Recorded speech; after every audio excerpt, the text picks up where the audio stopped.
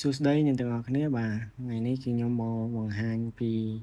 របៀបដែលយើងចង់ឆែកមើលទូរស័ព្ទរបស់យើងដែលវា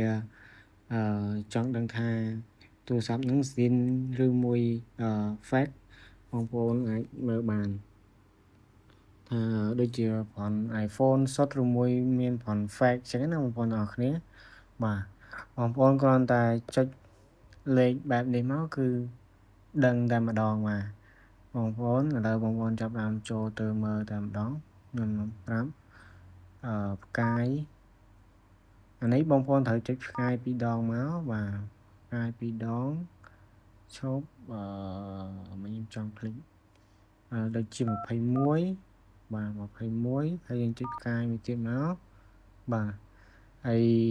មើលលេខ6អូខេខ្ញុំចង់คลิกលេខ6ទុំជ្រូកបាទហើយបងប្អូនបញ្ជូនមកបាទចាំមើលវាលោតបែបមិនអញ្ចឹងណាបងប្អូនទាំងអស់គ្នា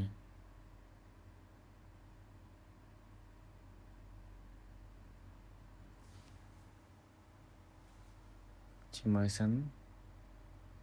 បាទនេះបងប្អូនបាទលោតបែបនេះគឺវាផនស៊ីនអញ្ចឹងណាបងប្អូន iPhone ពិតវាអត់ផន fake អញ្ចឹងណាបងប្អូនបាទអញ្ចឹងវីដេអូមានតែប៉ុណ្្នឹងទេបាទ